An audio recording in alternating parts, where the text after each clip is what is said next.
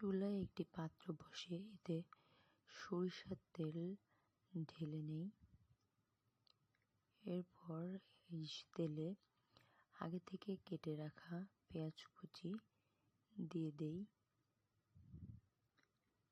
এরপর পেঁয়াজগুলো হালকা করে ভেজে নেই।